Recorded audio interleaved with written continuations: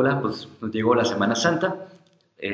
La gran sorpresa por esta situación que estamos viviendo es que en realidad la manera como vamos a tener la celebración de Jueves Santo hoy no va a ser viendo la misa que voy a estar celebrando yo, sino que va a ser la invitación a que, como solían hacer los antiguos cristianos, los primeros que no tenían templos ni nada para celebrar, sino que lo hacían en las casas, tendrás la oportunidad de hacer lo mismo tú también, de crear junto con los tuyos o con las personas que estén ahí contigo un espacio de intimidad, de hospitalidad en el que puedan celebrar. En un momento más te diremos algunos de los elementos que son necesarios para poder celebrar, pero sobre todo que sepas que algo van a hacer, que algo va a ocurrir en ustedes y entre ustedes y que pues precisamente son ustedes quienes ahora sí desde casa y desde lo profundo de la intimidad, de un espacio de intimidad y de hospitalidad, podremos participar de una buena noticia para los demás. Adelante.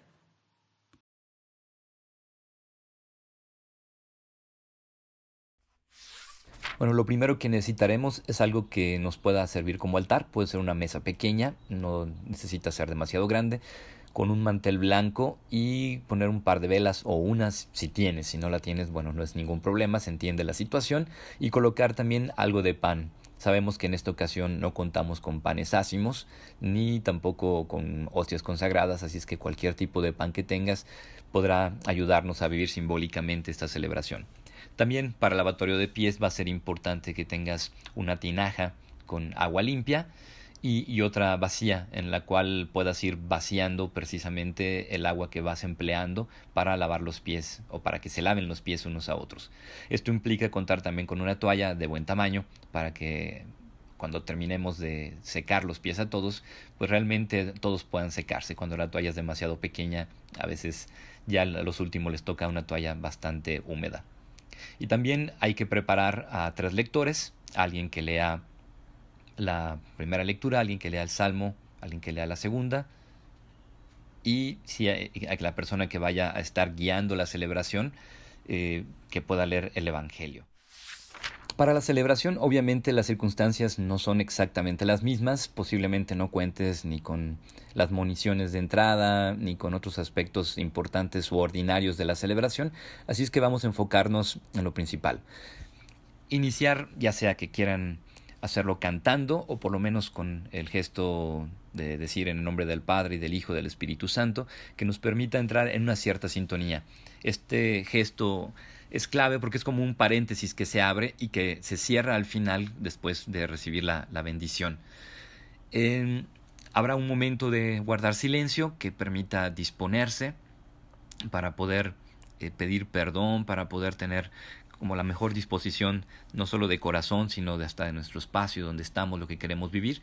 Y si se animan, puede ser bueno cantar el Gloria o por lo menos proclamarlo, ya que es la última vez que se proclama o se canta el Gloria, al menos durante este fin de semana, que no volverá a cantarse sino hasta la vigilia pascual, que es el sábado en la noche, y porque además lo que estamos tratando de celebrar es algo que es ocasión de alegría. Entonces poderle dar este espacio de gloria, posiblemente no sean muy entonados o tal vez sí, creo que puede ser también una experiencia muy significativa también para que se puedan poner de acuerdo como familia para hacerlo. Si se les complica mucho, pues bueno, pueden omitirlo en todo caso o como decíamos, proclamarlo simplemente leyéndolo, puedes descargarlo de internet si no se lo saben de memoria.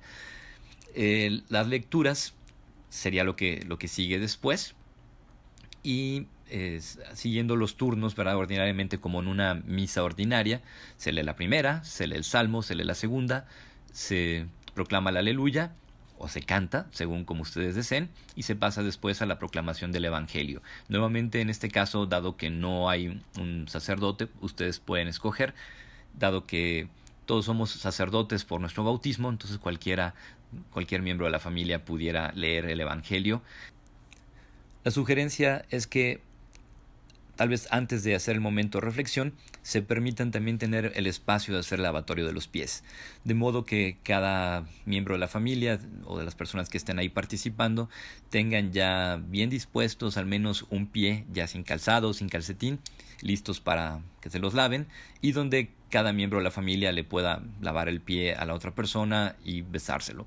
Algunos sugieren o lavar las manos, que también ha sido significativo en este tiempo de pandemia, Ustedes escojan lo que les parezca más adecuado. Lo que sí es que este gesto de lavar el pie o lavar la mano creo que sería mucho más significativo si al concluir de hacerlo pudiéramos acompañarlo por un pequeño beso en el pie o en la mano, que aunque son gestos tal vez ahora inusuales dentro de muchos contextos familiares, puede activar precisamente por lo raro que es o por lo inusual esa fibra sensible que nos puede ayudar a reflexionar mucho mejor. Y después para la homilía la sugerencia es que puedan tener un breve espacio de reflexión compartida. Como propuesta para homilía, bueno, o para la reflexión, sugeriría un par de preguntas muy simples. Si el mecanismo del sacrificio pascual, así como lo vemos reflejado en las lecturas, sobre todo en el Antiguo Testamento, implicaba la muerte de alguien, como en este caso el cordero, aunque también fueron los egipcios, para utilizar la sangre para preservar a otro, para salvar a otro, que en este caso era el pueblo israelí. ¿Cómo hacer para que, siguiendo a Jesús, que en el Nuevo Testamento aparece como aquel que entrega su propia vida y no hace que sea otro el que pierda para salvarse ni para salvar a otros, cómo hacer para que la pandemia no nos haga vivir en esa misma lógica? La lógica de asegurarnos y salvarnos a tal grado que terminemos sacrificando a otros para asegurar nuestro propio bienestar, nuestra propia vida, nuestra propia seguridad. Sé que hay muchos puntos que discutir en todo eso y que la cuestión de la salud es importante y todo, pero al menos el hecho de que le dediquemos el tiempo a descubrir cómo el amor nos hace salir de ese mecanismo que deja que sacrifiquemos a otros para asegurarnos, para mantenernos bien, y al mismo tiempo nos hace capaces de perder, aunque sea un poco, de salir de nuestro propio lugar para que otro tenga lugar y un lugar mucho más digno. Creo que pueden ser dos puntos que pudiéramos reflexionar y compartir muy bien, sea aplicándolo a la casa, a las relaciones afectivas, a la escucha entre nosotros, como también a nivel del trabajo, de la economía y preguntas que nos puedan ir surgiendo o lo que ustedes quieran reflexionar a partir de la palabra. Sobre la propuesta para la reflexión o de la homilía, donde ordinariamente el padre ayuda a explicar o a profundizar sobre los textos, en un momento más te haremos algunas sugerencias. Lo que sí es que después del lavatorio de los pies puede haber un momento de oración en común donde puedan pedir por el mundo, por las personas que conocen, por las necesidades. A final de cuentas es un espacio libre en el que como familia, como comunidad reunida, puedan expresar y conectarse precisamente con el deseo y las necesidades y anhelos de muchas más personas que nos rodean y que están compartiendo también no solo nuestra celebración, sino sobre todo compartiendo nuestro mundo. Después de eso seguiría el Padre Nuestro, que es nuevamente una oración que conviene hacerla en calma, sin correr, si es posible tomándose de las manos. Entiendo que estamos en tiempo de distanciamiento social, pero dado que es con gente con la que ya convives en casa y ya se lavaron las manos y se lavaron los pies, creo que pueden hacerlo sin ningún problema, de manera que se refuerce este vínculo como comunidad estando en casa. Después de ello se darán la paz unos a otros, como quieran hacerlo, dándose la mano, dándose un abrazo, como les parezca de manera más adecuada, y después tener un momento de silencio, si ustedes lo desean, poner alguna pequeña música de fondo que pueda ayudar a que tengan un espacio de silencio para meditar, para resonar, para dejarse sentir lo que están viviendo, lo que están celebrando y lo que está significando tener este espacio en su propia casa, entre su misma familia y con sus conocidos, para poder vivirlo como de veras un dejarnos lanzar a vivir una misión, una vida distinta. Y al final pueden tener un espacio de pedir la bendición. Yo voy a agregar un pequeño video con alguna sugerencia de reflexión o algo que pudieran utilizar y la bendición para ustedes. Una breve sugerencia de lo que pudiera ser una reflexión a partir de las lecturas que escuchamos hoy y lo que celebramos es que lo principal, lo central precisamente en Jesús es su vivir. Vamos a escuchar alguna vez en el Evangelio, escuchando sobre todo la versión de Marcos, que dice que cuando un centurión ve a Jesús, el cómo muere, exclama verdaderamente este era hijo de Dios. ¿Qué quiere decir? Que lo central en Jesús es su vivir, No es ni su mero padecimiento, ni son los actos de magia como tal, sino es el conjunto no solo de su vida como una historia contada, una biografía, sino ese vivir que se va actualizando y que exige una cosa muy simple: ponerse en juego al hacerlo. Es decir, es una práctica. Si te das cuenta, cuando Jesús está haciendo este gesto de lavar los pies a los suyos, está cambiando una manera de entenderse en el mundo, está cuestionando no solamente, sino abriendo una otra posibilidad de entenderse dentro del mundo. Aun siendo el maestro el que debería ser servido, sirve. Es una distorsión, una subversión completa de la manera como entendíamos el mundo. ¿Por qué? Porque cede un lugar en el que está muy bien ubicado para poder abrir otro lugar a otra persona. La cuestión es que siempre el hacer nos exige es un experimento demasiado desafiante. Amar es tal vez el experimento más desafiante que tenemos en la vida.